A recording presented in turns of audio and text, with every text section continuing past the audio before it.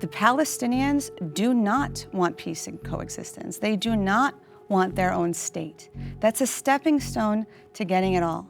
If every Jew, hypothetically, converted to Islam tomorrow, would there need to be a Palestinian state? Absolutely, and I'll tell you why. I'm sorry if your Arab leaders chose war over peace, but during the UN partition, Israel accepted that deal, and that is why Israel is a sovereign nation right now. That's why your leader said if he was Arab, your leader said if he was Arab, he would never take any of those deals offered. They were not deals that were put in good faith. I am actually stunned and deeply disappointed to hear you completely deny, wash clean this history of violence in the process of the creation of Israel.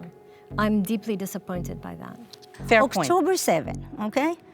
It's an act of terrorism, you all agree. Why? Because it didn't target soldiers, it targets civilians. That's what separates terrorism from resistance, right? If you think you, as in not just you, but others, for example, Israeli civilians, think that killing every member of Hamas and getting all the hostages back renders the sovereign state of Israel safe, that's an illusion. Can you answer this for me?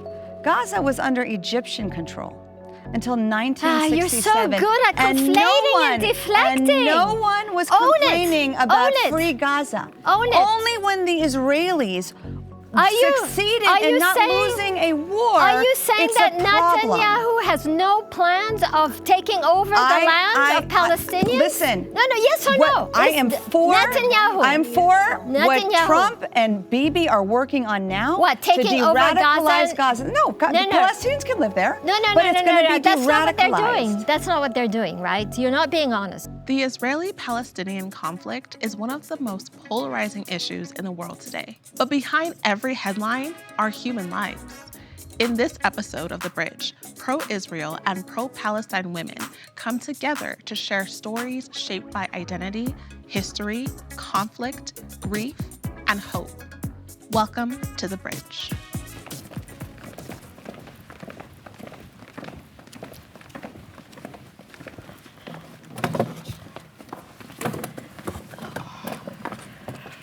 Hi, my name is Kola. I'm a proud American, Iranian, Jewish Zionist, and I'm looking forward to having an open and meaningful dialogue with you ladies.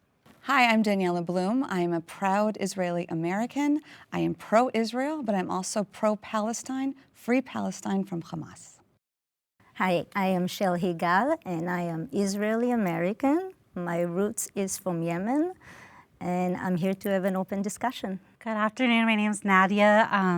I don't really consider like pro-Israel, pro-Palestine. I would like to say that I'm an advocate for human rights and justice.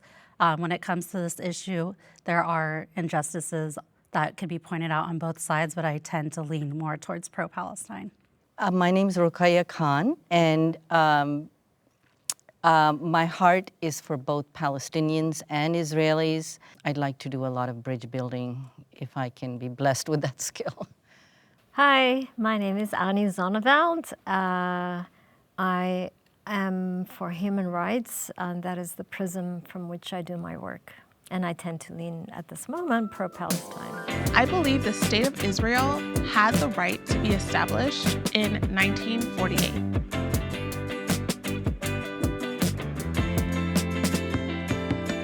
I think in its current fashion that Israel, I just do not believe in pure ethno-states. There's not one state in this world that is purely built on ethnic ties only. So to have a state for established for Jewish only, it negates the long and beautiful history of that region that had multiple empires, multiple ethnicities, multiple religions living there.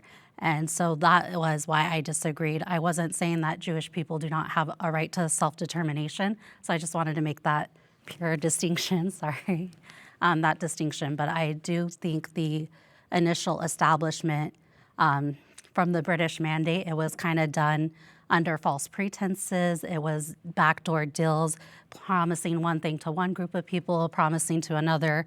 And also, in the UN documents that we cite today, they even say why the UN has a special role in overseeing what's going on in Israel and Palestine. And in their own writing, they actually state because the UN created this problem. Have you been to Israel? Have you ever been to Israel?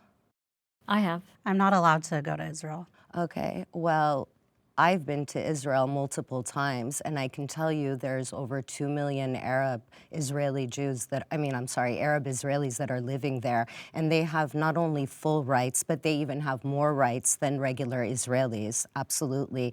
They get free education, they don't have to enroll in the IDF if they don't want to, whereas other Israelis have to.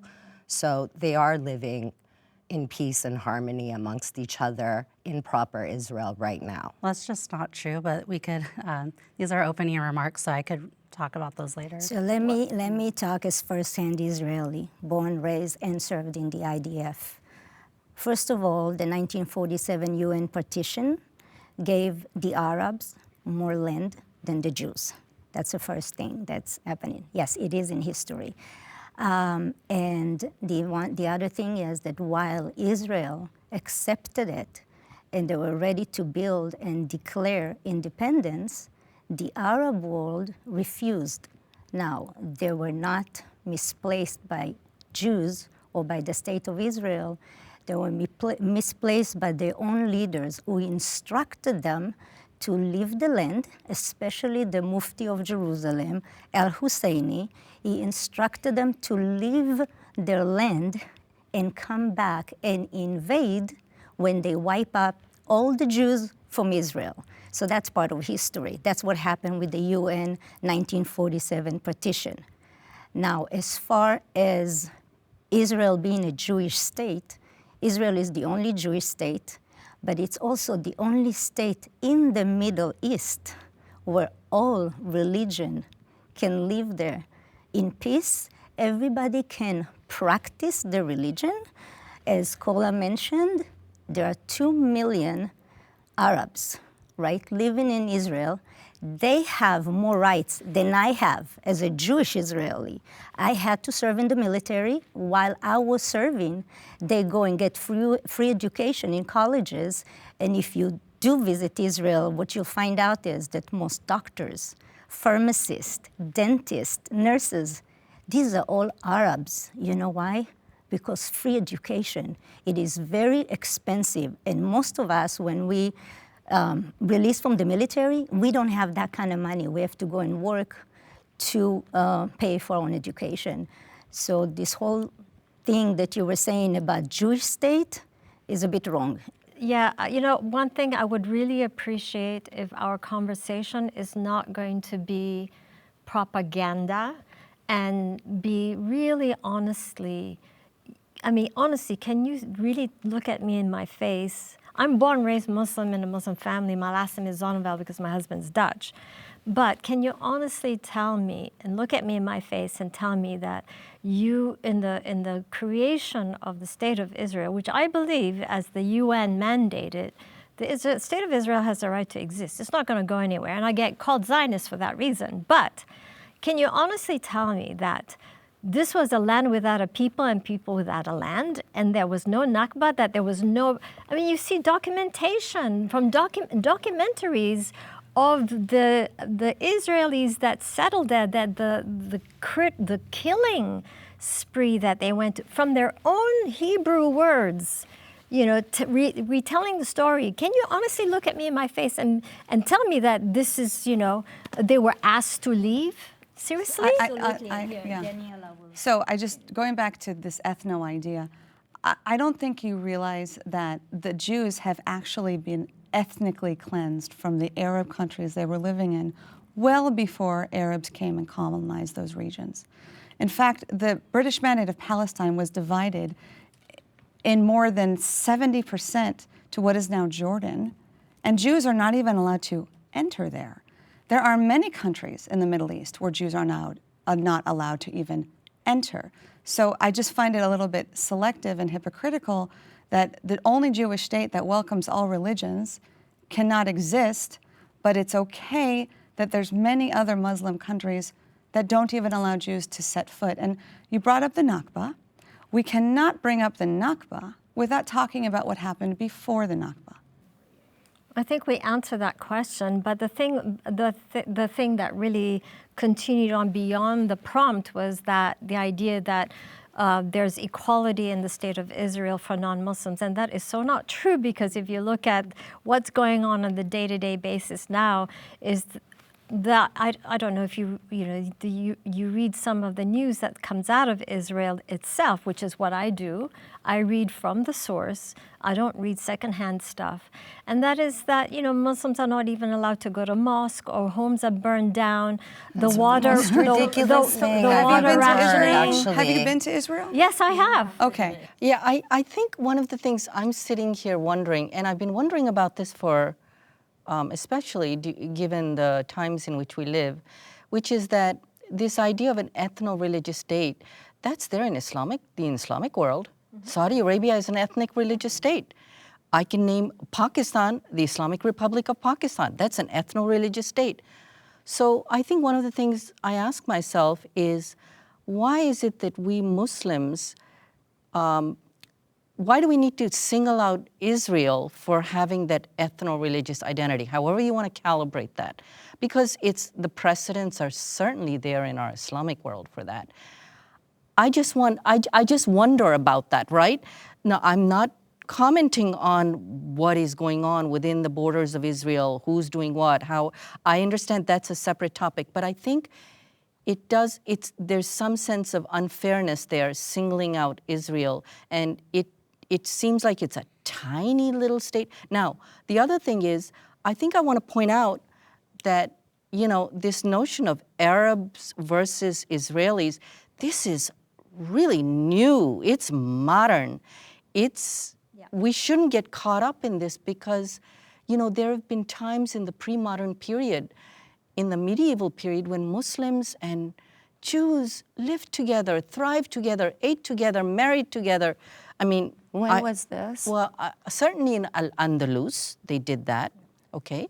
I mean, you have Maimonides, you have, for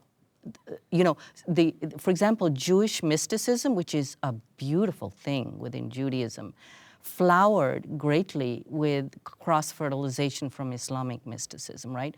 But we've been misled in our modern age to think that this is just, it's Jews and Arabs have been at each other's throats. I don't know whether people know this, that Muhammad, you know this, Ani. Yes. Muhammad was saying when he first moved to Medina from Mecca, he was leading prayer for the first 5 to 7 years facing, guess where? Facing Jerusalem. Yes. And then he shifted to Mecca. So there was the very genesis of the religion of Islam, the very action used by Muhammad was a worship practice oriented toward Jerusalem. They prostrated and knelt toward Jerusalem. So I'm not saying that fixes things, but I do think that we need to bring that up. Yeah. I really appreciate you bringing the historical aspect, because when I went to Israel, we met with Israeli officials, we met with the Palestinian PA, but it was very interesting for me to listen to the Israeli officials because they had this whole narrative like, we've always been fighting for centuries. I'm like, what are you talking about? Prophet Muhammad's mother was a Jew from Medina. He was married to a Jew. Okay. Rihanna was a Jew. And so this is our history together, Mike. No, his mother was not a Jew. Yes. One of his wives was. No. His mother was a Jew. This is something that we were not taught, okay? There's a lot of things between our historical heritage that we were not taught intentionally to have us separate. And this is the unfortunate, the sad story about it. There's so much similarity between Judaism and Islam. Why? Because coming from Middle Eastern countries. And she mentioned, living together. And you don't need to go that far. Because in the 30s, my parents were living with Arabs, speaking Arabic, before the establishment of the State of Israel.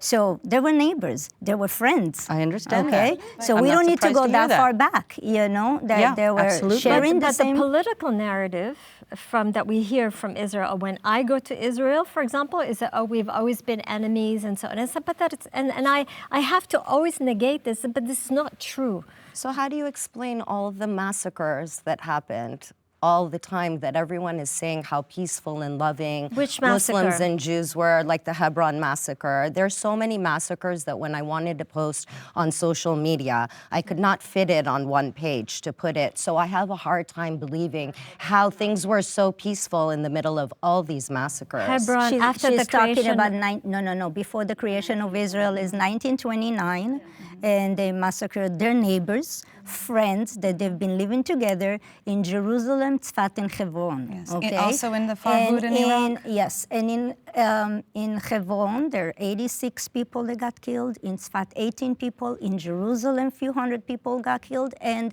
what happened with that? You know, it was all because their leaders told them that the Jews want to take over Al-Aqsa. Just by telling them that, they went into their neighbors' homes and massacred them, and there was no country, there was no state of Israel. You know? What's your context of that, Nadia?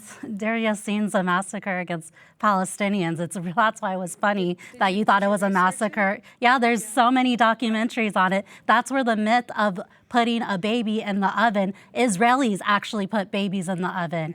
Okay, I think it doesn't matter whether we cite examples of peace or examples of massacre, because our modern history shows us that the Palestinians do not want peace and coexistence. They do not want their own state. That's a stepping stone to getting it all. The reality is, this is not about land at all. This is the Islamic Caliphate who believes that once a land has been conquered by Islam, Islamic leaders, it must return to Islam. Please correct me if I'm wrong. Let me just finish my question. If every Jew, hypothetically, converted to Islam tomorrow, would there need to be a Palestinian state? You're saying if every Jew converted to being Islam, a Muslim, would there be a need for a Palestinian state? Absolutely, and I'll tell you why. I think I fault myself for bringing out religion, but this is so much also about culture, language, land.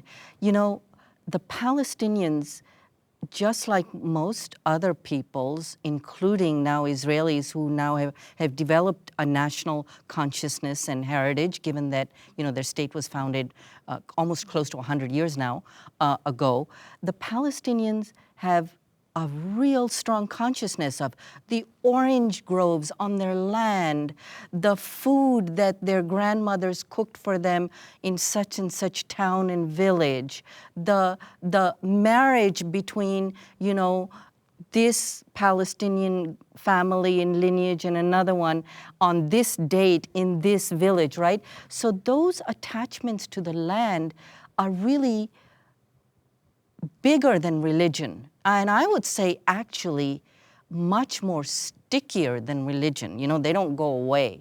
Do you understand? And it just so happens the Arabs, that they are especially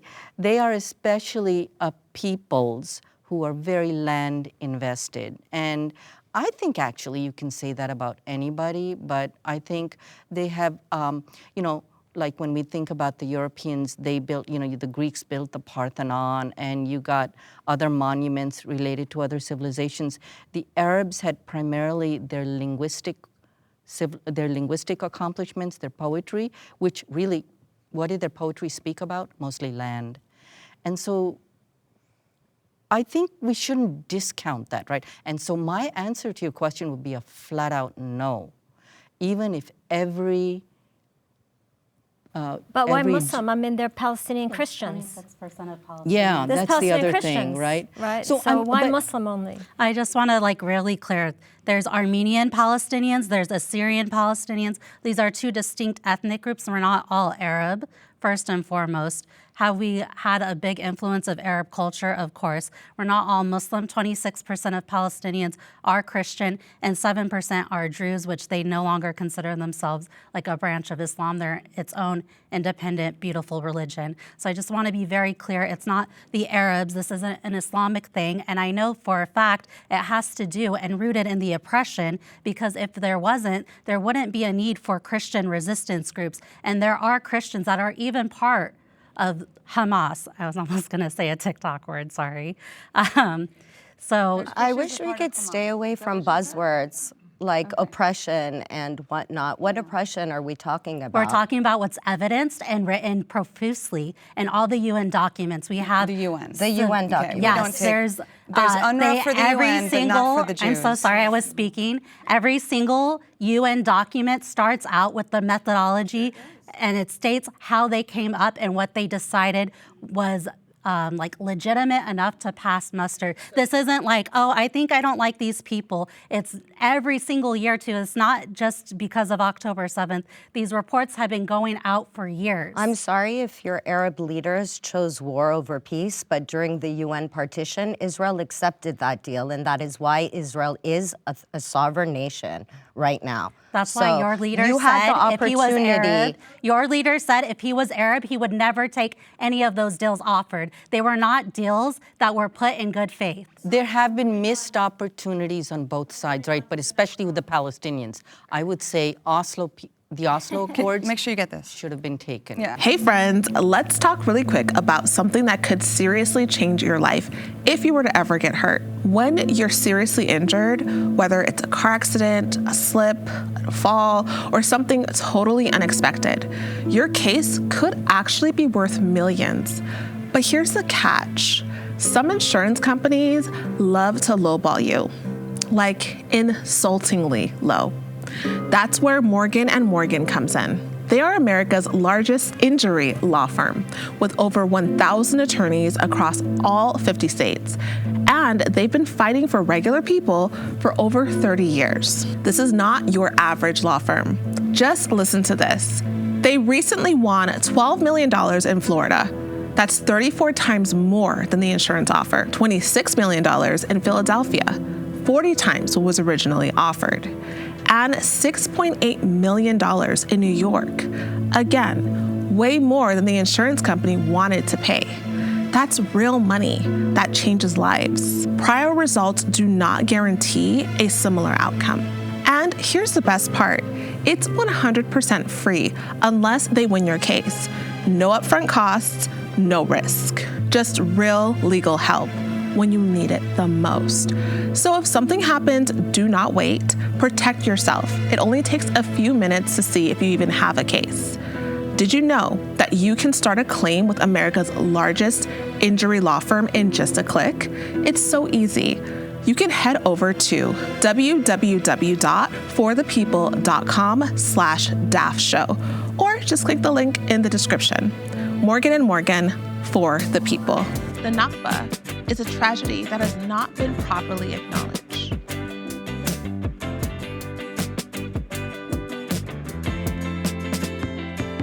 Acknowledgement doesn't mean that everything that happened at that time and through that process is, everything has to be agreed with, right? Acknowledgement can simply mean I share in the grief and loss that you went through. And I do think that Jews and Israelis, some of them do acknowledge that. I think that acknowledgement is warranted. It just seems to me that even if it's false on our end, we need to exercise an excess of love, because otherwise we're going to be embedded in the same old narratives, the same old, we got our facts, you got your facts. We got our events, you got your events. It's no different than the Hindu-Muslim communal violence that unfolded in India. It never got anywhere. And the way that Gandhi broke that was to say, you know what? He just disrupted that. Yeah. Do you know what I mean? Yeah. He, like, for example, his Salt March, if you think about that, it happened at a critical time when Hindus and Muslims were absolutely killing each other, massacring each other. And he said, you know what? Oh, we're gonna march out to where the salt is, because the salt is being commodified by the British. and really it should be our product. And I just want to say, I'm not blaming anybody, but I feel like we have totally forgotten the persecution of Jews before this, and that they're a tiny group. I mean, for God's sakes, there are close to what is it, 2 billion Muslims and 15 million Jews. 2 billion Christians, 1.7 billion Muslims, and the number of Jews is under 16 million. Yeah, correct. I mean, for God's sakes, let's understand that numbers matter.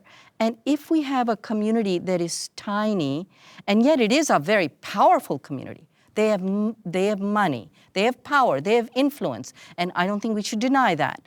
I just think that then if we recognize that they are a tiny community, at under 16 million, I can understand how the threat of extermination is a constant reality, especially given what they went through. I mean, well, ask yourself, why aren't we talking about that? What's that? I'm saying you have to ask yourself, where are all the Jews that were once in all of these countries? What happened to them? I mean, I'm an Iranian I'm Jew. empathizing with you. I'm saying that And I that threat of understand that. extermination has been a constant reality for at least almost 2 millennia with Jews. It doesn't matter where they were. They were kicked out. They were kicked out by. They were under persecution by the Romans, and before that, actually, you're Persian. Did you tell me you're Persian? You know that the Persians and the Jews were very, very good partners. Yes, they were. You know that. They still are now. You know people that of the Iran Islamic stand with- jihadists It was came in and hijacked Babylon. our country. When they were during the Babylon exile, and we're talking about before Common Era, when they were during the Babylon exile, they were transplanted to Persia, right? They were taken to Persia, and it was during that context where they came to understand certain complex civilizational aspects from the Persians, who had a very rich civilization, and their Hebrew Bible started to coalesce and take shape. The codification of the Hebrew Bible took place in and through the Babylonian exile, which happened in Persia. If we go back, and that's kind of got to do with like the Iranian being friends with the Jews, it's never about the people, right? It should always be about the people. Exactly. It needs to be by the people, but it's never about the people, because the leaders don't really care about the people. Because if we go back to Nakba, here's the thing. When the partition was done and the Jews accepted this, the leaders of the Arabs did not. If they did, in 1947, by 1948, you could have had a Palestinian state, right?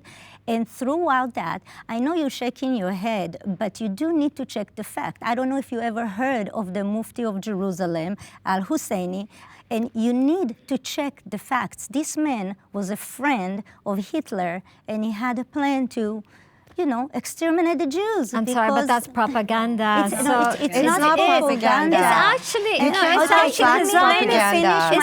It's actually the Zionists that invited the Nazis to come to Jerusalem, not just once, but That's several what times. your propaganda has No, taught but you. that's history too. No, that's not history. Actions The speak Jews louder did not. than The Jews propaganda. did not make the Arabs or the Muslim leave. Okay, the left. So on their Nakba own was will. voluntary? Absolutely. On their end. Absolutely it on was. their end. I am actually stunned and deeply disappointed to hear you completely deny, wash clean this history of violence in the process of the creation of Israel.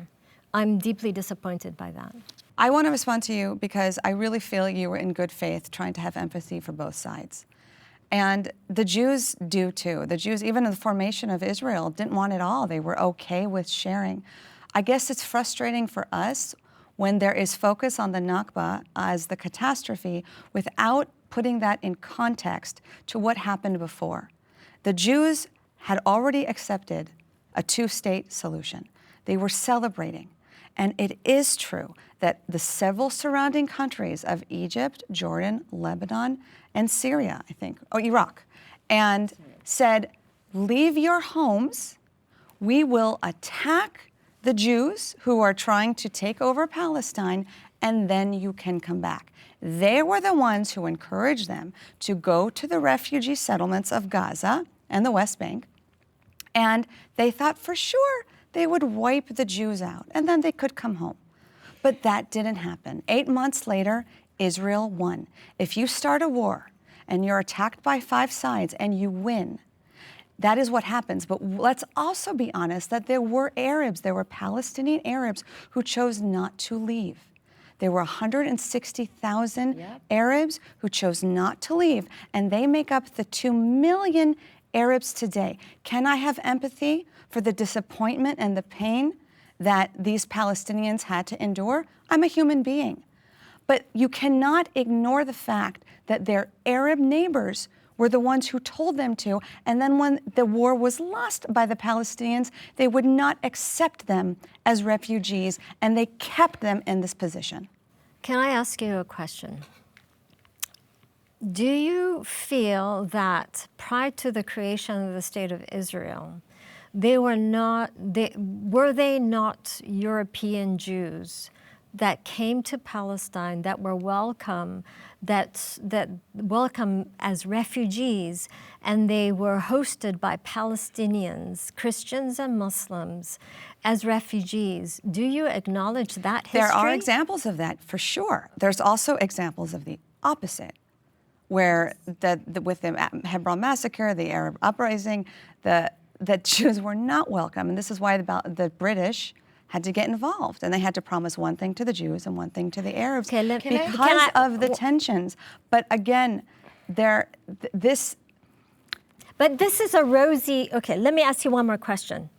The other question I have is that, do you also acknowledge that you had the Jewish terrorist groups that were bombing the Irgun. I knew this was coming, and I am prepared. But I mean, that's part of history too, right? Yeah, and we're going to go there. And that was part of this is a big talking point that is very misleading. It's a tactic, right? It's a tactic.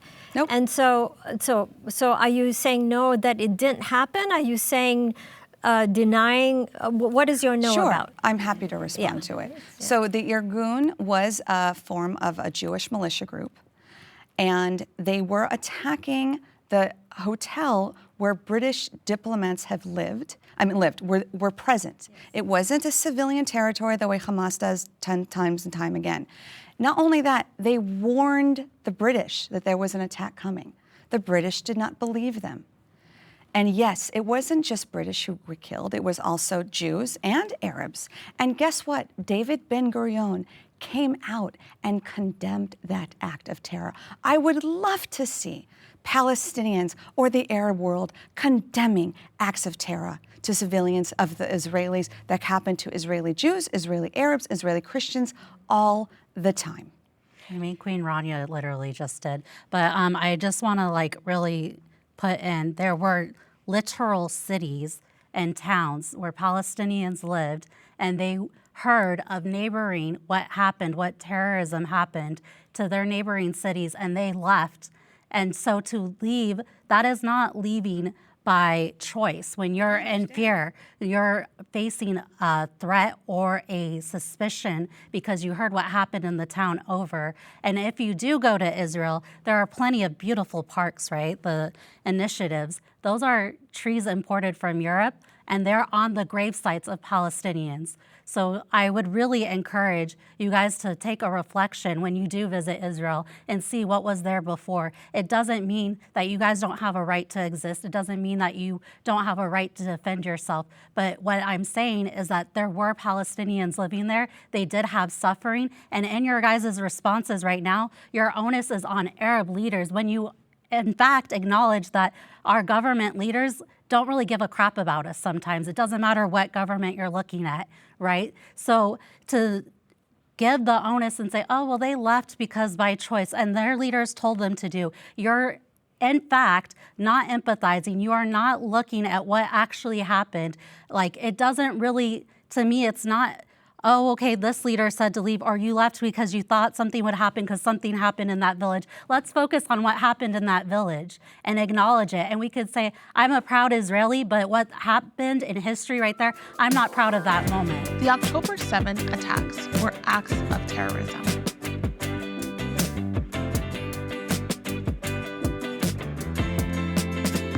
I will say that the atrocities that were committed by not just Palestinian Hamas members on 10/7, but the quote-unquote innocent civilians that breached a sovereign nation and has done the most barbaric crimes against humanity that I still don't sleep at night because of. I will never look at something so barbaric as that as any form of resistance whatsoever. And the denial of these atrocities, considering Hamas videotaped them with their own GoPro, we have the Palestinian diaspora either gaslighting us, saying it never happened, or minimizing the atrocities, or saying that is resistance. And I personally will never stand for any cause that supports such barbarity. You know, Kola, you're making it extraordinarily difficult. You don't think for women... anybody, for people with whom you need to build bridges, to have any heart for you and what you're saying. I can't have a heart for the victims of 10/7? There is nothing in what you've said. There isn't any recognition that I said, yes, right. It's an act of terrorism. Okay. When there's indiscriminate loss of life like that, and when it happens in the way of stealth, I could go on and on. It's horrifying. It's terrible. No, but let me just finish. Though what we keep talking about are, acts of violence by these two communities against each other, going back to certainly at least pre the creation of Israel. With all due respect, her prompt was for 10/7. I know, but the thing is, you can't assess 10/7 without assessing a little bit of the past I'm assessing and the future. The prompt. I guess what I'm saying is, here's this: give me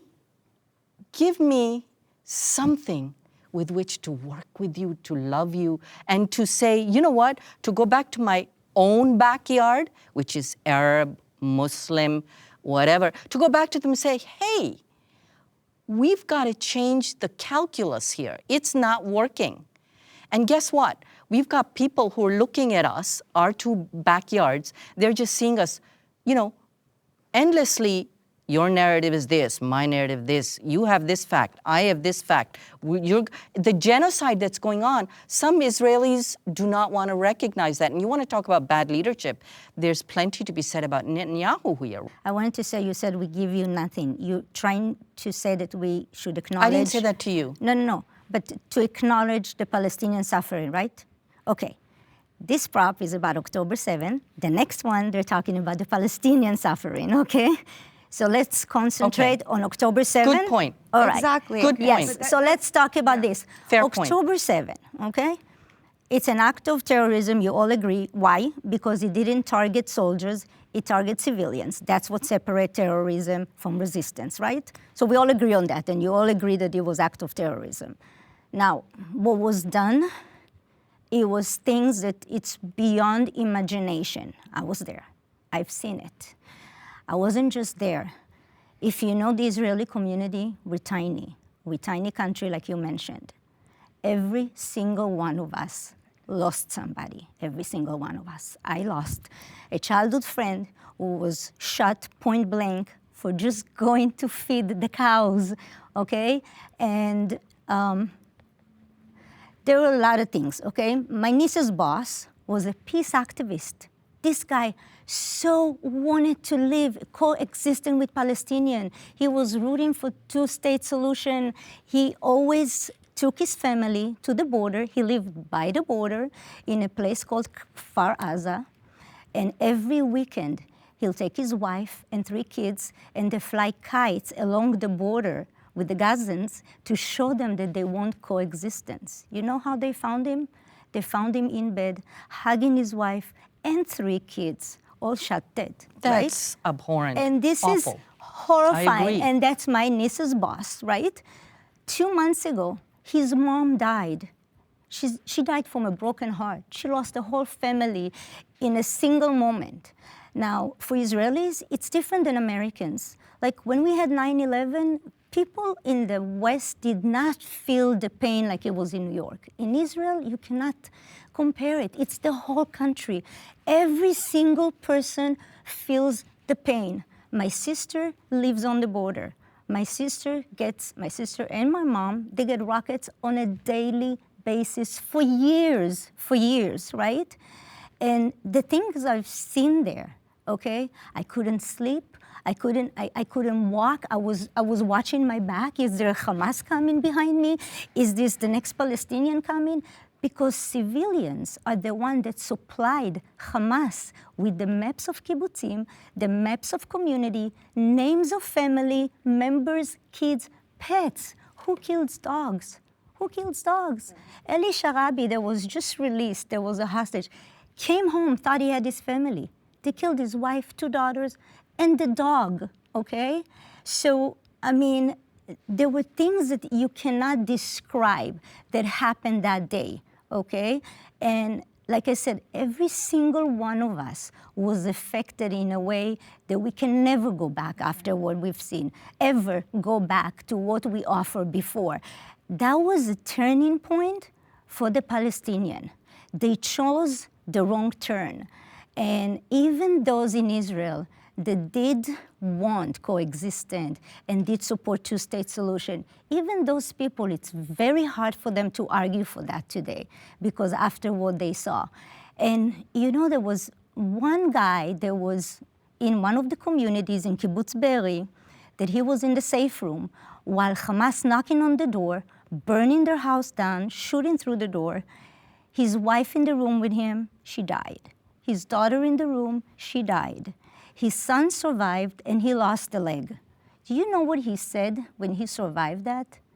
He said, I am happy it happened to us. Because if it happened to people in the West Bank, we would say, oh, they settlers. But us, we were the peace people. We wanted to live with them. We let them in our home. They were right there in the kibbutzim working. Egypt did not let them work. Right? They closed the border. Jordan didn't let them work. Who let them work? Israelis' family. You shared a lot of stories, which I appreciate. That's why I had put agreed. I just want to explain why I put agreed. Based on the international law and the actual ICJ advisory opinion from July 19th, Gaza is considered to be occupied territory, which means laws of occupation apply. So the methods, no, I do not agree with the methods, but I also don't think I'm in a place to criticize what a people living in such conditions go through. I don't know how I would respond. They're also living, how you described, in a constant state of war, a constant state of whether I'm going to survive. Even before October 7th, we had I believe in September, Israel bombed Gaza. No one ever talks about that. We never talk about how every year there are reports done where it says that not enough food is going into Gaza. They were already under the caloric deficit, and they're meeting the bare minimum to survive. And I know people will say, look at how great Israel's letting food in. That is their obligation as an occupier, and that is the current law. I'm not saying from my opinion, I'm not saying anything. These are from the top legal scholars known as the judges of the ICJ. They looked at the legal framework. They looked at so many different documentation. They did their investigations and they said this is an occupation.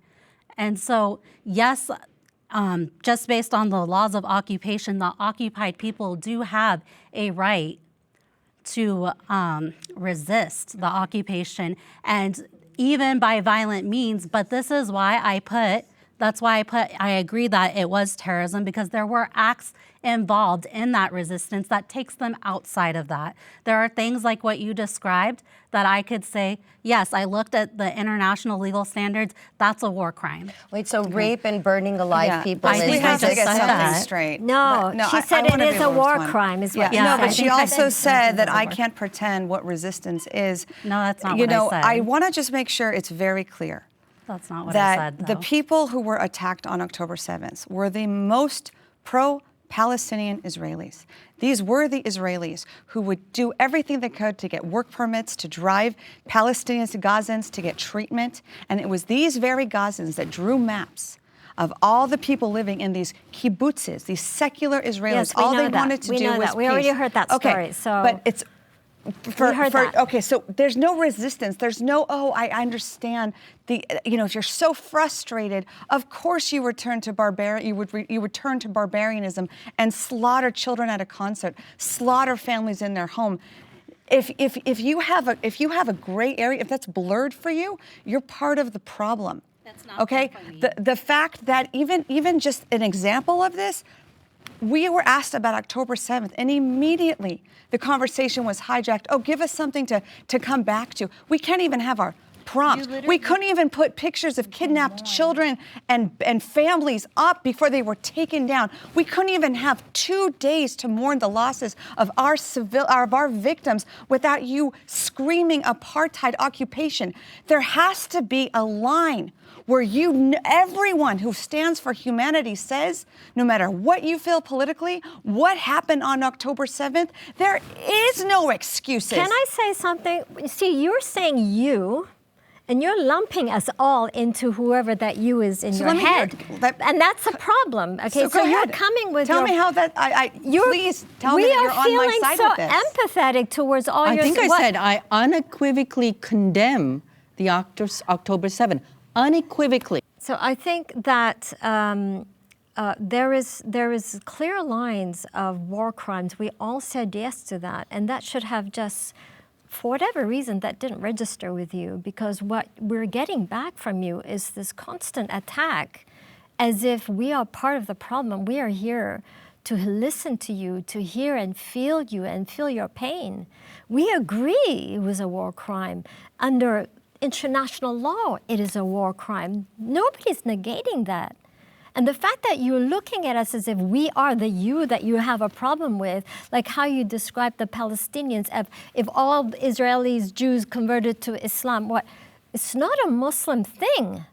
But in your head, the way you respond, the way you accuse us is as if we are part of the problem when we are actually more really... We're wanting to be your allies, but we are trying to, and I agree with you that when October 7th happened, given the history of anti-Semitism in this country, already it's there.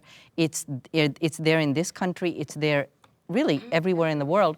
There was no real time for grieving, for processing the grief. That's what we needed. And I'm unhappy about that, right? On the other, I don't even want to go to the other hand because that's coming up when we take up the Palestinians. I do feel that if people who've experienced such severe loss are not allowed to grieve, then the heart becomes so hard, so hard. And that's what we're seeing. What's going on with the Palestinians now? 50,000 upwards. I agree that not enough time and space was given to allow Israelis and Jews to mourn and grieve, and I wish I'd had the chance to do that, and I think there are others with me.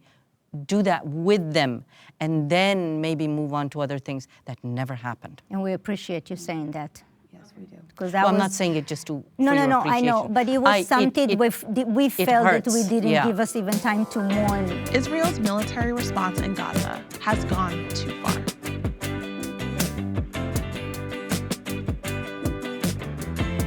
I think we can all agree that it's going on far too long. Nobody likes war. Nobody, I have direct family who are serving the IDF, who have been called for reserves. No one wants to see their children and their family risk their lives for war.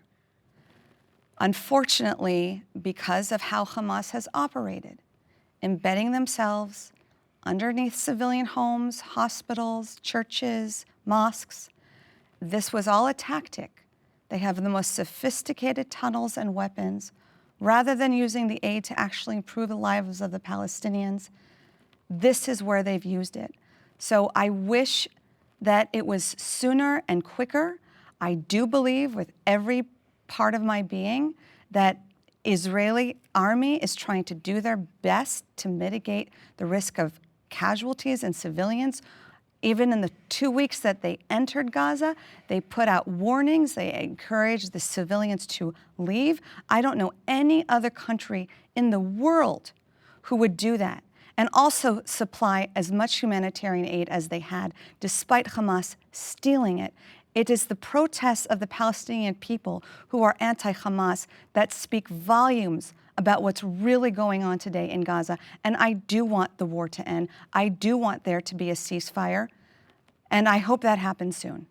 I mean, I'm not a military expert, but I do believe that they are doing, if it's still going on, it means that they're still Hamas strongholds.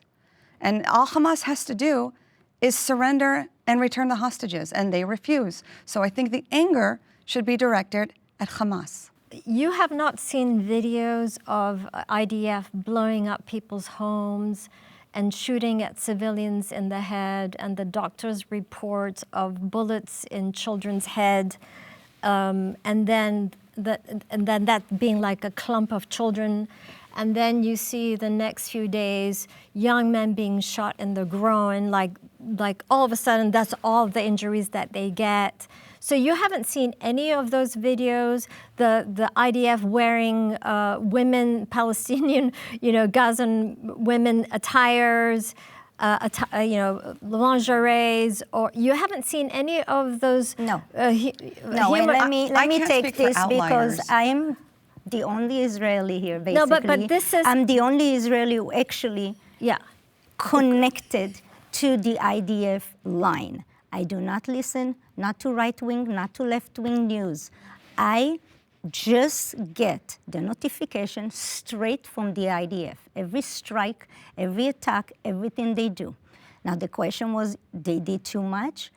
No, they did what every state in the world will do to protect its citizen from something like this. That was the biggest massacre of Jews in the state of Israel. They have to defend the people, right? Like I said, my sister lives not far from the border. But you're not responding to the problem. So I'm going to tell you, most of the stuff that you see on the news, it's not news. It's not news. It is propaganda. It's not news. I'm watching. IDF soldiers do not shoot babies and families and kids, okay? It might happen that civilians are getting killed. I'm not saying and not denying that.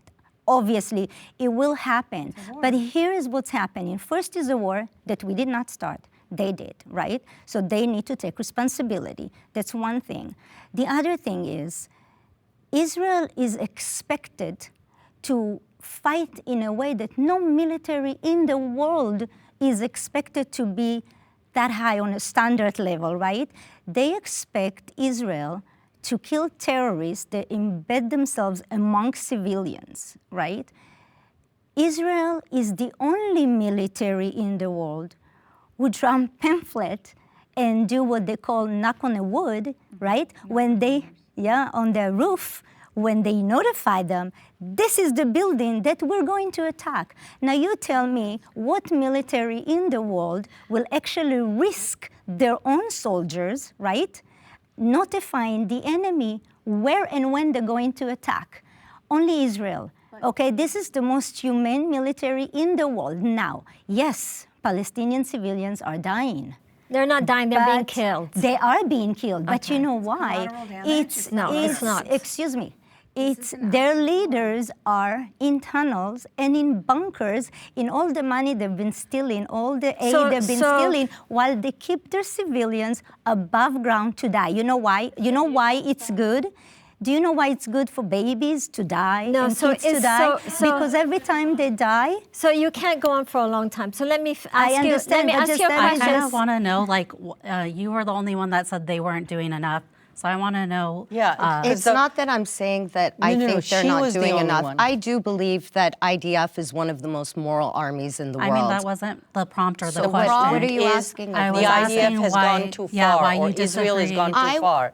And no, I'd like to because our hostages aren't home and Hamas hasn't been dismantled. That's why this war can't end. This war can end the second they give our hostages. Okay, let me pick up on that and point. Hamas stands down. When do you know what Hamas means in Arabic?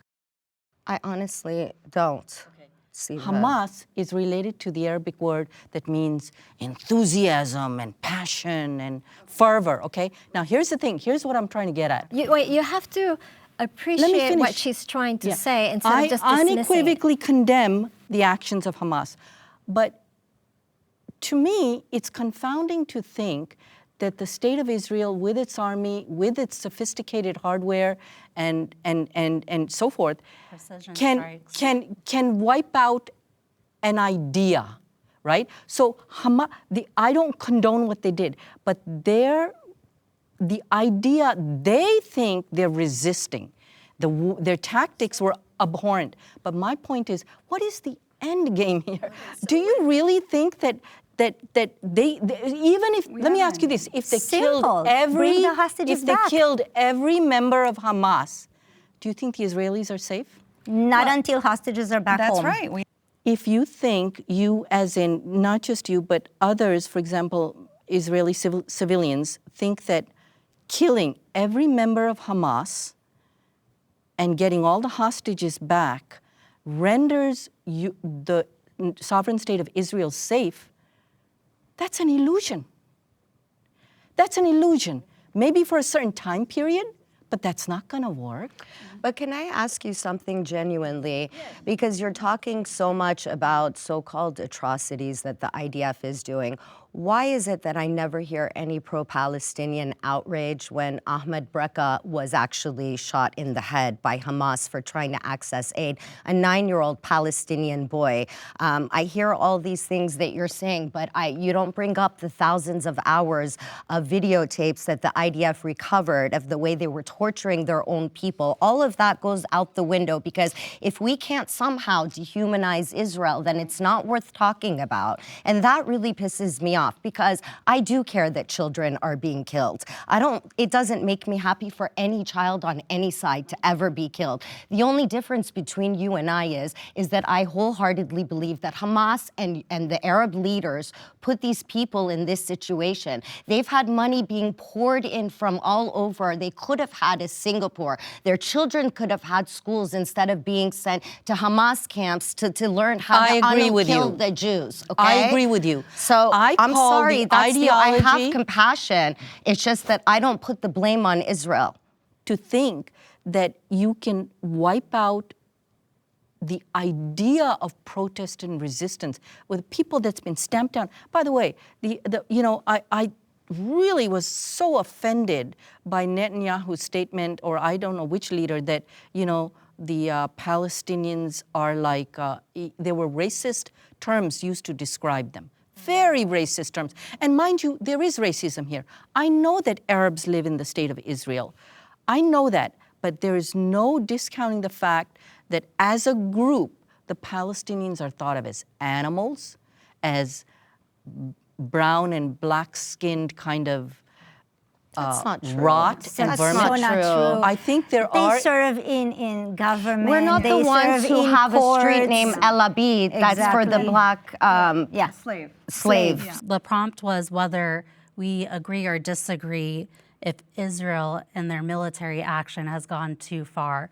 And at this point, the data is in. There's been reports when Israel says 85% of Gaza's medical facilities are Hamas operative centers, and when there's investigations, Israel doesn't comply, puts up roadblocks, or presents no evidence of such. And these are well-documented reports. So we have to just really be centered. I think, like I said, I do think on October 7th, war crimes were committed. Certain acts are not resistance.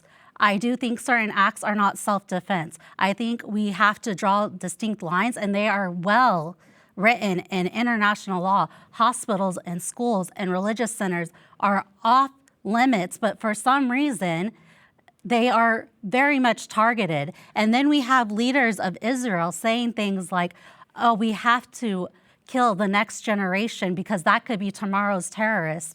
That is justifying. That's not what's happening, though. You're taking, I never interrupted any of you guys, just to put it out there.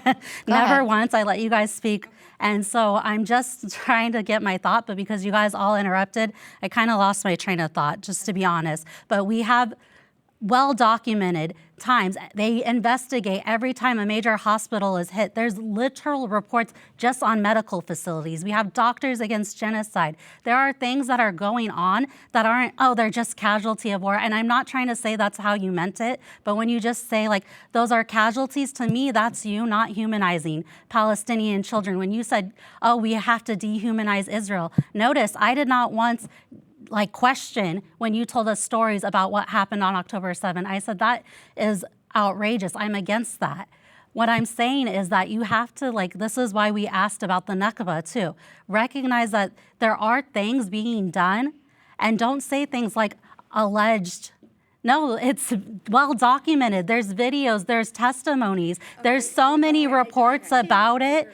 So I do just think that certain actions, like when they say, oh, there may be a Hamas operative, and it turns out there was no Hamas fighter there, I think, okay, we could sit here and say bombing that hospital was wrong. I don't think that's a radical position. But you realize when there's bombs embedded and militants embedded in schools and hospitals, they're not considered schools and hospitals anymore. They investigated. You can't say that they're bombing. I want to address that they investigated, because how many times has the BBC, for example, been absolutely corrected with their stories? For example, there was a hospital that they were quick to say that it was bombing from the IDF, when in fact it turned out to be an Islamic jihadist group.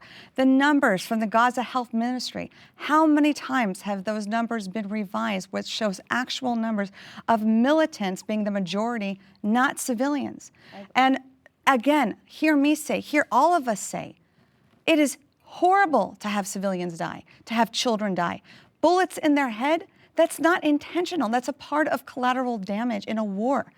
And there's children dying on both sides all the time. And it's frustrating because, again, you're minimizing Hamas's power. They've gotten so much money from Iran that they have been constantly showing rockets after rockets over Israel. If we didn't have the Iron Dome, we would have hundreds of thousands of casualties throughout Israel. So you can't minimize Hamas. Now, but to your point, I wanted to say to you earlier, I feel your frustration as a human being. I feel you and I, we could solve the world's problems because you know there's a better way. But it didn't just happen overnight. Hamas was elected by the Palestinians when Israel withdrew in 2005. They chose, out of anybody they chose to have government, they chose Hamas. Do you know what the IDF is finding in almost every single household? The Arabic version of Mein Kampf. This indoctrination of the Yahud as the enemy. How do we expect to have peace with this generation who's been radicalized to be martyrs?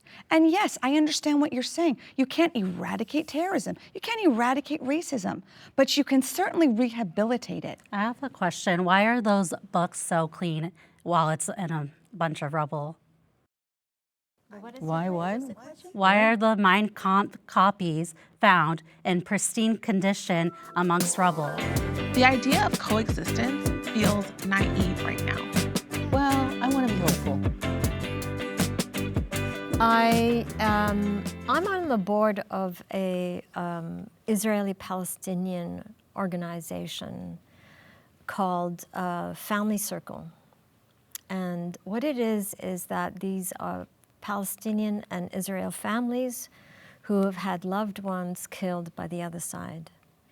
And the one thing that is really beautiful about this organization is the fact that even after October 7th, you have Israelis who have had families killed, and Palestinians also who have had families killed can come together, unlike us here, which is really pathetic in my opinion, that they can come together and be so compassionate and loving for each other, for each other's grief. And for me, even though I said no because of what's going on here. But after I said no, I was thinking about the reason I joined this board was because that was where I was pinning my hope for humanity, was the way they came together in the most loving, saintly way. I don't know if I could be so forgiving if I lost a loved one. I don't know if I can do that. But here are Palestinian and Israeli people doing it against all odds, against their own communities. You know, it makes me cry when I think about it. And so even though this for me is not what I wanted or what I expected, I'm, like I said, deeply disappointed, I am going to hinge my hope on this organization, the American Friends for the Family Circle, and that they will be able to live side by side.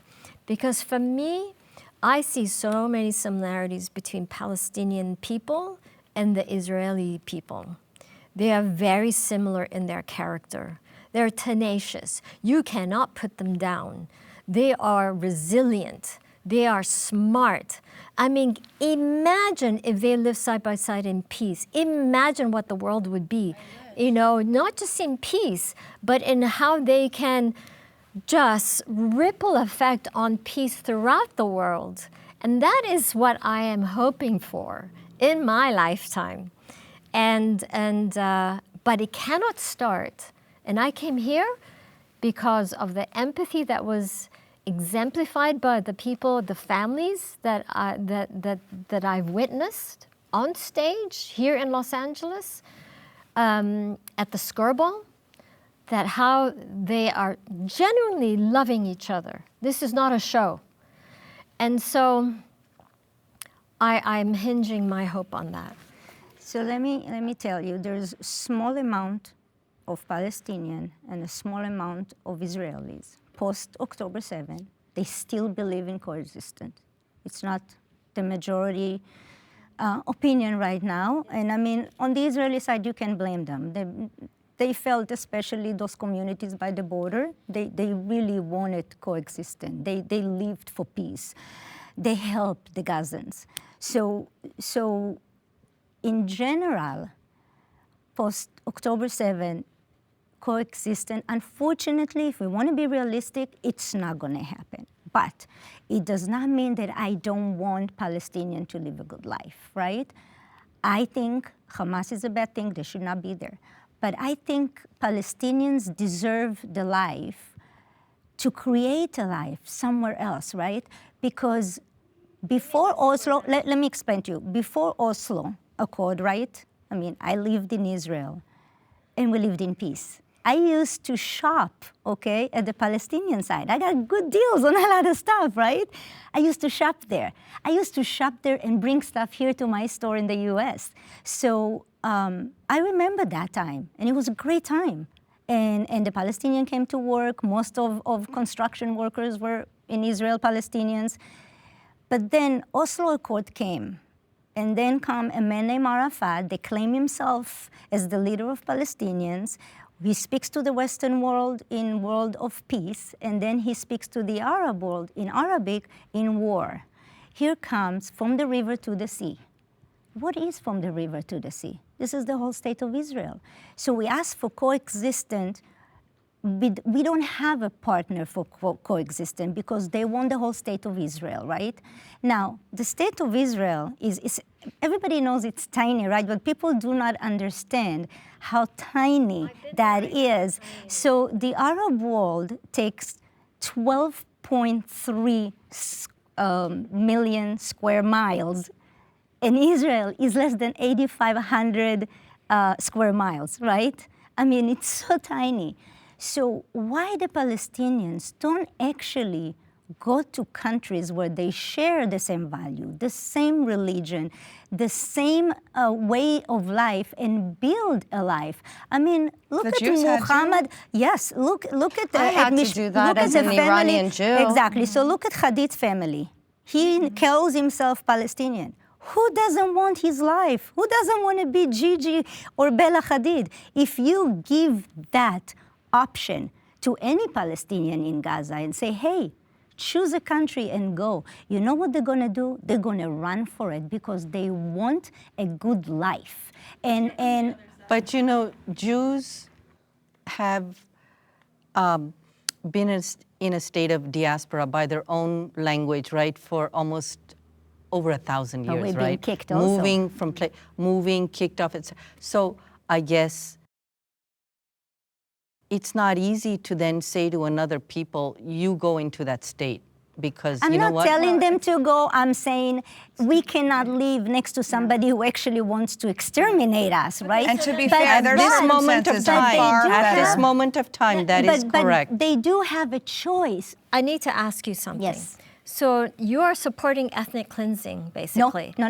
I Number don't. one, no, you are saying don't. that they need to leave and go and I didn't settle. say they need to. I said if they want to have a good life, they can. But Gazans even, West Bank people, Palestinians, do not want to live, and their land is being stolen from underneath them at this very moment, right? I don't think In the you West got Bank. it right. And number two, there's been videos upon videos of Gazans saying, "You're going to have to kill me.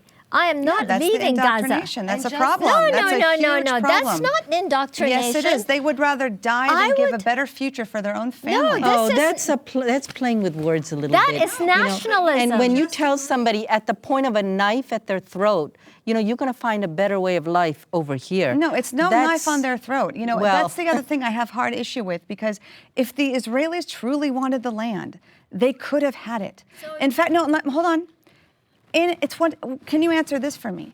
Gaza was under Egyptian control until 1967. You're so good at conflating and deflecting. And no one was complaining about free Gaza. Only when the Israelis succeeded in not losing a war. Are you saying that Netanyahu has no plans of taking over the land of Palestinians? Listen.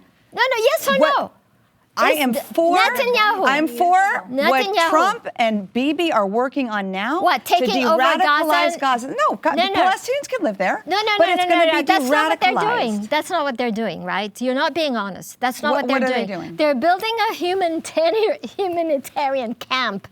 They call it. And so now all the Gazans will be forced to go into this humanitarian camp. As opposed to what? I feel like this discussion of this issue, can they coexist? Can they not? Can they be moved? This is insane. It's like you saying, we never even got a point to grieve when we lost. This is way too early to take up that issue.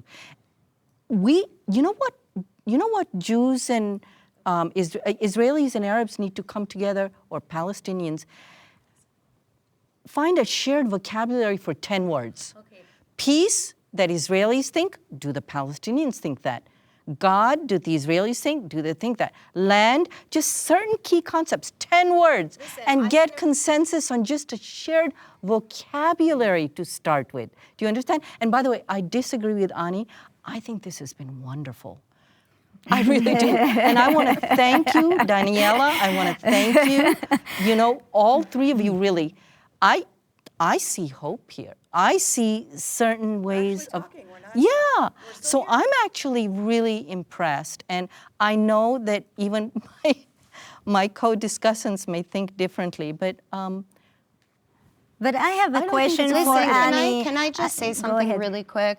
I can appreciate what you just said, because this prompt and this question alone, I feel the same way. I feel disgusted to speak about any future while our hostages are still being held in tunnels by savage monsters. Or the genocide is going on. So, no, I don't agree that there's a genocide. There's genocide in Congo. There's genocide in many other places. Okay, well, it's not happening in Gaza. Maybe that it's very sad that people are dying, especially women and children. Not it is dying, very killing. sad. Mass but you don't numbers. get to They're call being it killed. a genocide. Yes, just because. It is a book. It's called it's a legal, Facts Over Feelings. No, it's not feelings. I would appreciate it's not a feelings at all. It's actually it's a fact. It's a definition. Look, I worked. What would you call it if not genocide? What do you call it? It's a war. No, let me finish. Wait, I was speaking. Do you know that it's the lowest combatant to casualty ratio in modern day history?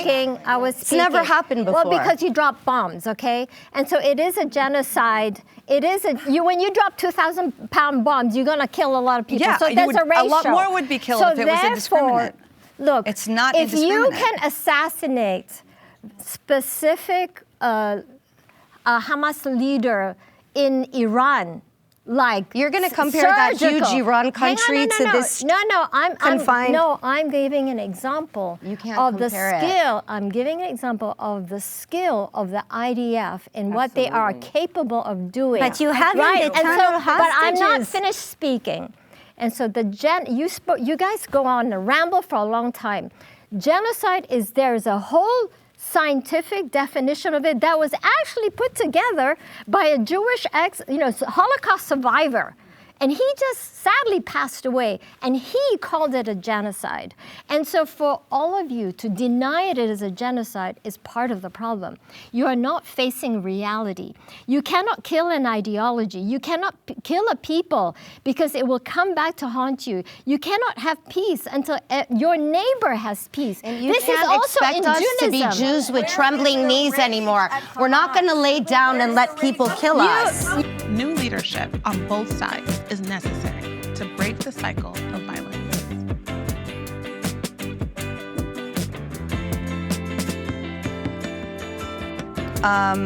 I mean, yes and no. You cannot be the only partner at peace at the table. And the fact that there is just not enough conviction for me that there wants to be peace and coexistence. Where is the demanding of Hamas to release the hostages? Yes. I don't understand why the onus is always on Netanyahu, who was democratically elected, unlike Hamas, who had no elections since 2005. This is a terrorist group that anybody that even remotely speaks against them is murdered. So how is it always on the responsibility of Israel to bend and change? You have to show by action, just like Anwar Sadat, who was like Gandhi, who went against the grain, and he was even assassinated for it and said, you know what? Peace is possible. And because of that bravery, he came to Tel Aviv, he came in good faith. Peace happened with Egypt, where the silence is deafening for the Palestinian community and the Arabs. I agree with you. Thank you. I completely agree with appreciate you. you saying And that. We did say green on this side, so No.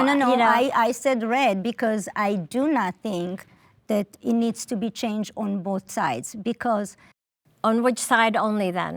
I'll in the tell you, Arab side? I'll tell you. Yes, many people don't like Netanyahu. You forget we have That's peace fine. with Egypt, You know, with but Jordan, and many Netanyahu- other Arab Hold on. nations. Abraham Netanyahu Accords. was elected, okay, by the people. You can like him, you can hate him. It's the same as here. Trump was voted. You can like him, you can hate him, but he was elected. So in Israel, we do have election every few years. On the other side, like she mentioned, Hamas took control, and also the Palestinian Authority 20 years ago. That's dictatorship. They did not have an election. The Palestinian You don't have to lecture people- to us about it. We are that's- not the But that's We why I know. was the only one that you're held preaching the to the red. choir. You're You know preaching to the why? choir about this But you thing. guys the all All had the put green, we put I red. had Yes, red. because you know what I'm saying? Okay, Because, so ask me hold on. why. The reason that I put up green, that both sides need to be, the leadership and both sides need to change. One doesn't even have a leadership. You know, Hamas is not really a leadership. You know, it's a group. It's Why a is terrorist that? group. Okay, but there's then you no should want free parliament. elections for the Palestinians. It's Okay, not so about Israel all let the me time. finish. Let me Okay, go finish. You are a democratic society, supposedly, and the democratic society, you elected a murderous leader. And the fact that let's you're compare him to okay. Hamas. No. The majority of Israelis support it. The majority of Israelis, apparently, according 87%, this is the latest statistics, wants an ethnic cleansing of the Palestinians. And you call yourself the chosen people and all this Do you good blame stuff. us right so, now? No. Do you- So the thing is that you have a leader who's not really doing what is best for the Israeli people in leading Israel towards peace.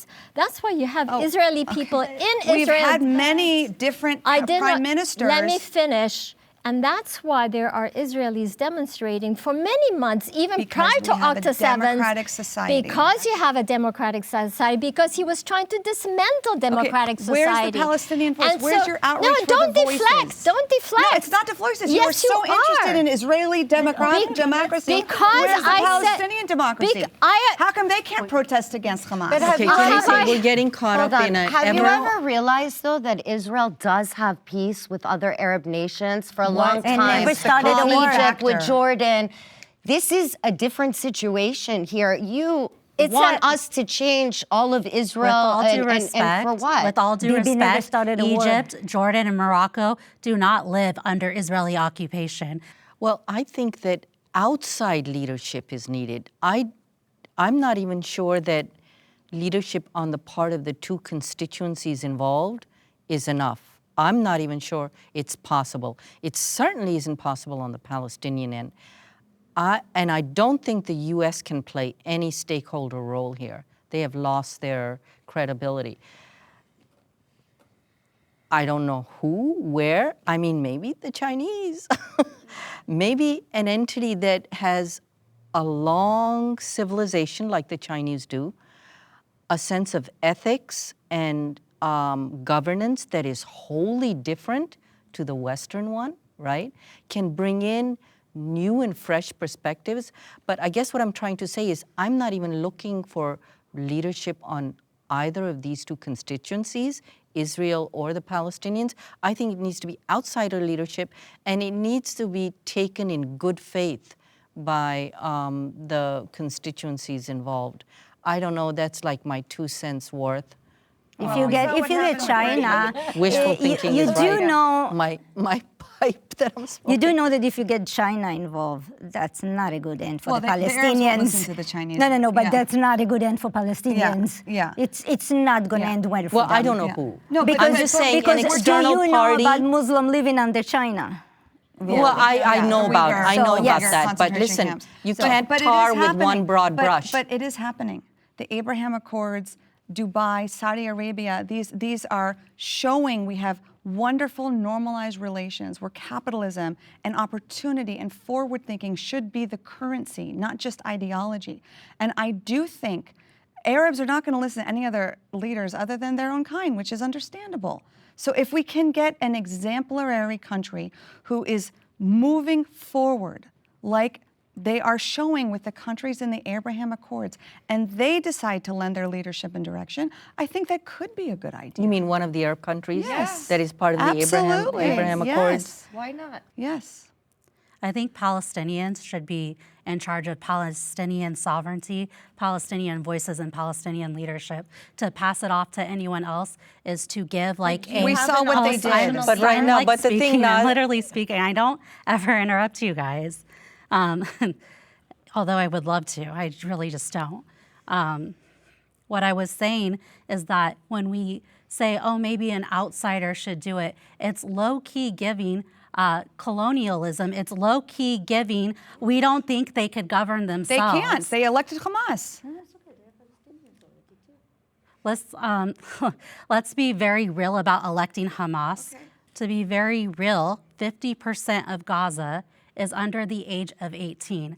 I find that to be a form of collective punishment to punish people that did not vote for Hamas as being like, oh my gosh, you voted in Hamas. You would have to be 34 and older to have even voted for Hamas. In these elections, and I'm putting elections loosely because I'm not sure how free and clear they were. Let's just be very real about that.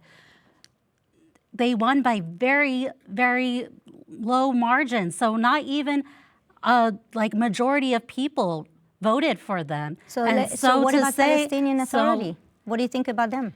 They are They both. serve. They serve as the the Israeli. They serve on behalf of Israel, and that's well documented think too. They so? arrest people.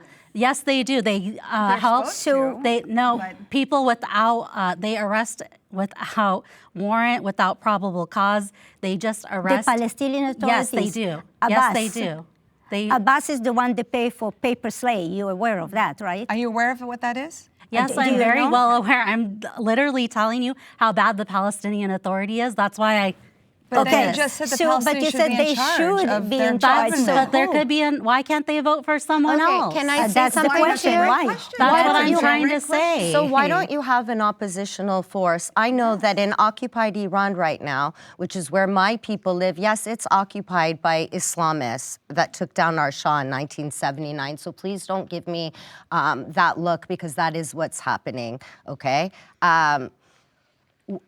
We take to the streets. I call those people real freedom fighters, because they're showing and defying what is happening there by just simply going out. Women can't sing, they can't do anything, and they get killed, brutally killed, for exposing a small piece of their hair. And our Iranian diaspora has done grassroots efforts. We've gotten Mahsa Amini's name into law. We got the SHIP Act passed.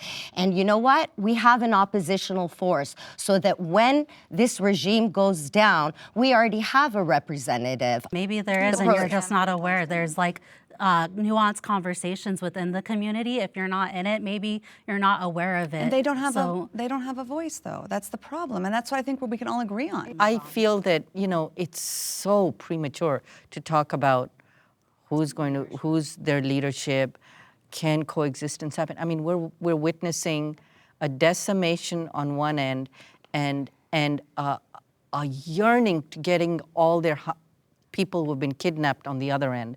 I feel bad about both sides. I'm like, this is horrifying. I do too. This is horrifying. Yeah. How can you talk? I mean, because for Israelis, the tininess of the nation, the close-knitted bonds they have, every single hostage means so much to them. It just weighs on their collective psyche. On the other hand, the decimation that's occurring on the other end, when, you know, you can't feed yourself, you can't clothe yourself, don't know where your children are, you've lost all your homes. To pretend to think that that kind of decimation is going to allow for the seeds of a new leadership just seems... But you all agree that Hamas is not a good leader, right? You all agree Yes, that it- yes. Okay, so that's exactly what I was saying. And Yes, my point yes, is, yes. who is I arming can't the stand the opposition? fact that Hamas Do you know who's exists. arming the opposition inside Gaza? Bibi Netanyahu. The thing is, whether he intends it or not, He's trying to help Palestinian people. We need an intermediary. We need middle Can people. Can we find some common ground on something? Can we all agree that we would like to see the Palestinian voice in opposition to Hamas, standing for coexistence, have a much stronger platform and should be encouraged by Arabs who go against the grain and say, enough, we want better for the Palestinians. We want to see their aid to actually get to the people, instead of the Hamas and Arafat, who've been dying as multi-billionaires, millionaires. I agree. Okay, Shouldn't we say that that's what we should stand for and encourage the Palestinians Absolutely to have on my a end, voice? on one side. Can we agree that Netanyahu is a corrupt leader? I mean, See, because you have to let that open up a little bit. I have issues with Netanyahu. I think many people who are Israeli and are thinking and care have criticisms of Netanyahu.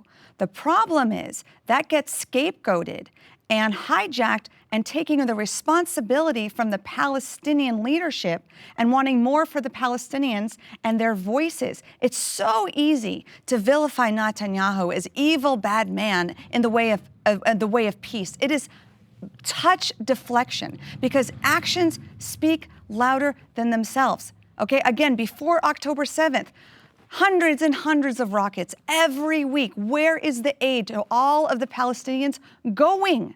This was way before Bibi. Hamas was formed before Bibi was even in office. So to say Bibi created Hamas, and I know where you're going to go with that. You're going to tell me October 7th was an inside job. Listen, Give me a Yitzhak Rabin. Bibi cared enough He to was have involved in shelters discussions for its with civilians, Sadat. right? Do you understand?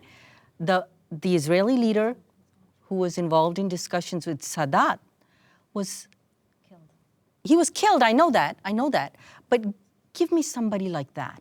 Why somebody We who brought had Oslo Ehud to us? Olmert, who gave Palestinians the sun, the moon, the sun, the moon, everything they asked them. Can I ask this you was a a question? left-wing prime minister. Why didn't they hide the children in the tunnels? Why is it that when Ukraine and Russia went to war, the first thing that Ukraine did was send their women and their children off? Why did they not do that when they were the ones that were starting the war? I'm not defending Hamas. Why Why No, you look but at me there like was I'm defending miles and Hamas? miles of tunnels. Why didn't they put the children there knowing that this is going to happen? Because they wanted them to be casualties and use them as human shields. You tell me why they wouldn't hide them in miles and miles and miles of tunnels. The children and the women, why didn't they do Okay, that? so wait, can I say something? So you're talking, you've been saying this from the beginning that Hamas uses Gazan civilians as collateral, right?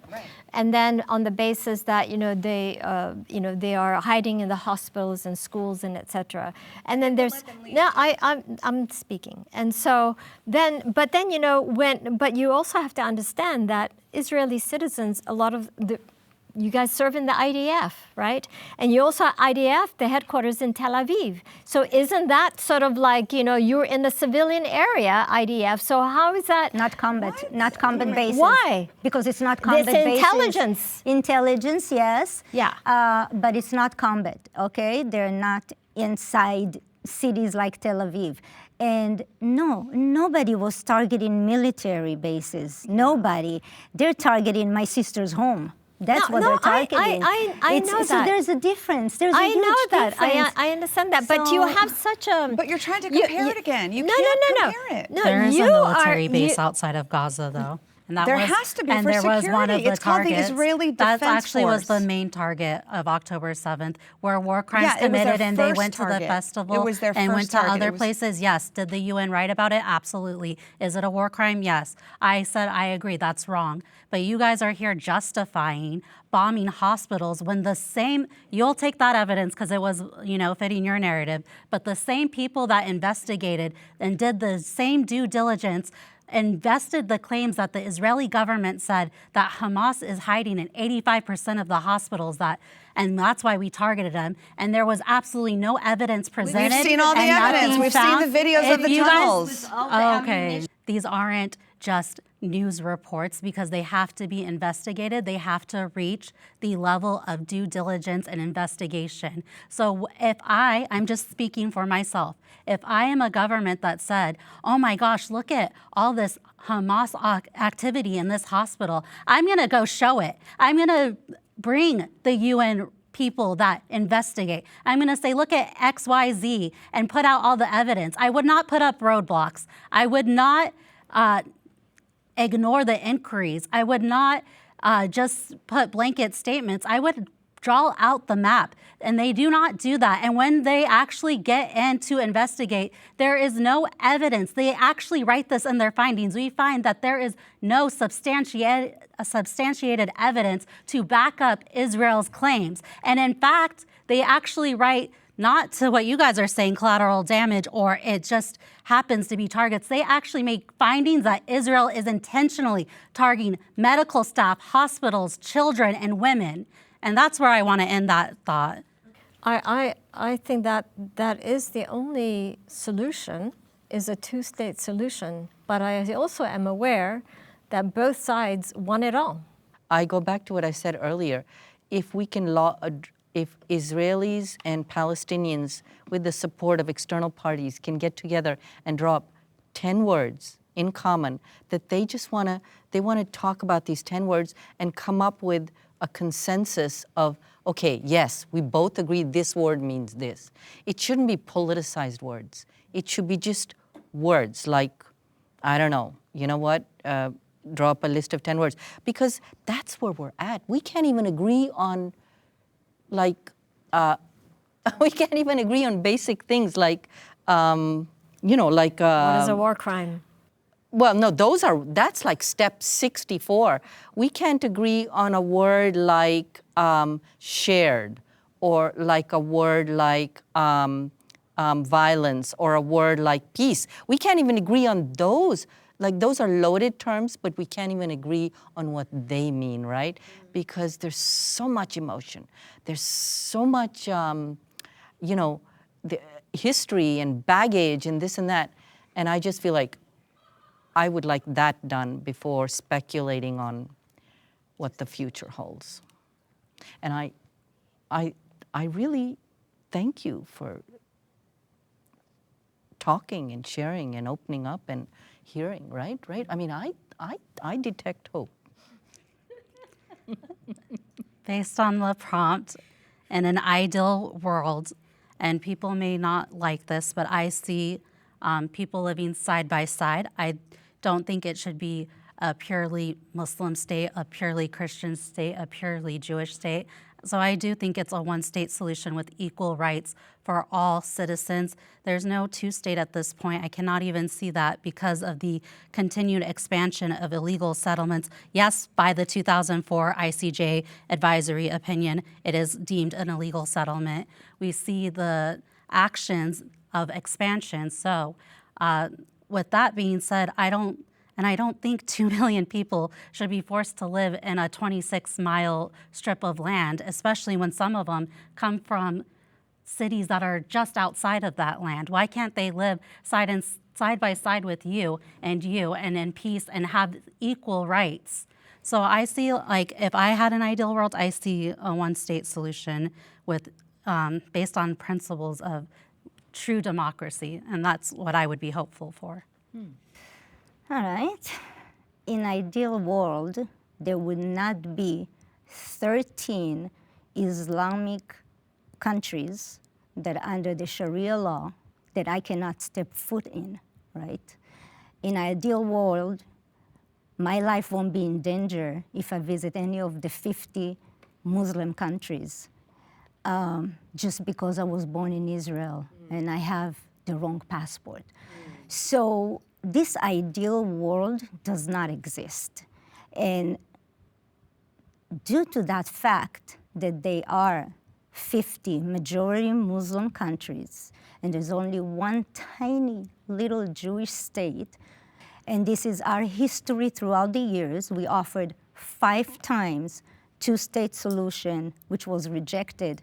So the ideal world may not be liked by some people, but in order to have peace, Jews deserve to have their tiny country. Unless tomorrow you're going to tell me that none of the Islamic countries are Islamic and they open to every religion and everything. As long as it doesn't exist, I think the Jews deserve to have their homeland in one peace, whole country that they don't have to share with other values. So Arabs can live under a Jewish state, and it's been proven. And they do have rights.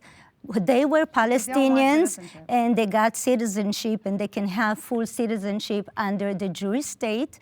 I'm not saying anybody should be killed, or like, that's my faith in a Muslim country. But if they do not accept a Jewish state, one tiny little one, then they should go and live in a country that share their values. And I'm not forcing anybody, but it's either live under a rule or live in a place that you're happy, just like my family did. And they've been exiled from Yemen. And my family first language was Arabic. And my grandmother's father was murdered when she was a 1-year-old baby because they did not convert to Islam. So they've been forced out of Yemen, right? And I was telling you, today, there were 50,000 Jews in Yemen. Today, there's 1 in prison, 1 Jew in Yemen. So we've been forced out of Yemen. It's a long monologue, yeah. Yes, and we created a new life in Israel. I'm sorry if my life is too long to describe, but there's you know a prompt, what? I'm sorry. This is my life, and that's the ideal world that I have.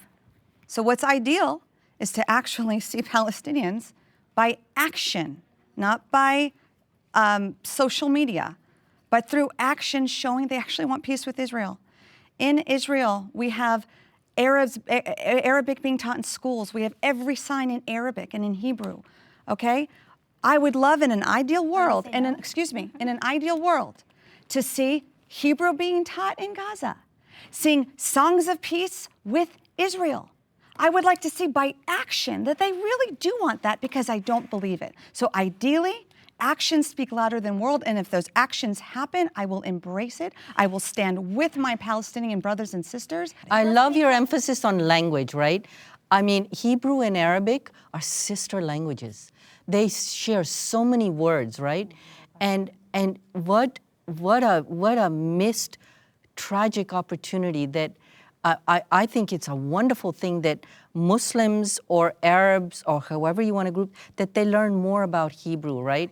And vice versa, right? And I think that, it's not about religion. I think language is a great thing to point out. I wish, in my ideal world, I wish we could come together just picking up on language, like a number of students, right, or curious learners who want to learn. We have that in Israel right now. Want to learn. We learn Arabic to get together in schools. and translate the Hebrew Bible and the Arabic Quran and the New Testament, to translate it with a group of people. That would be great if right? that happened in A project Gaza. that happens, Yes. and that project allows Wonderful. also for communities of discussion, right? That would show And it doesn't action. have to be scripture even, but just by way of a project, right? And that's something I fantasize doing with my students. But I think that will be absolutely Why isn't wonderful. it happening? So ideally, it would be nice to see that happening. So I was one of those people who always believed in a two-state solution, and I'm not going to be shy to say that after 10/7, I truly believe that ship has sailed. I hope, like you guys said, in an ideal world, I would love to see Palestinian children playing side by side with Jewish children. But I'll go back to what Golda Meir said. I truly think peace will happen when they love their children more than they hate us and more than they want to kill us. And when I don't see Palestinian women promising to martyr 7 more children proudly, I think that peace is possible. I agree.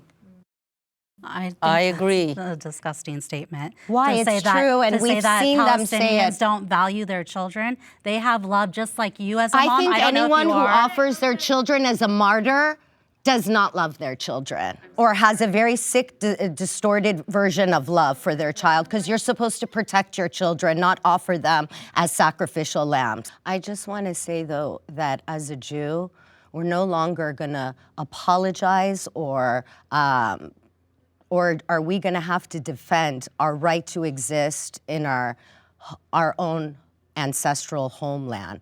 We're no longer Jews with trembling knees, and we're not going to lay down and let people kill us when they promise to do it again and again and again. So I support Israel in its right to defend its land and its people. And I do hope to God one day there is peace.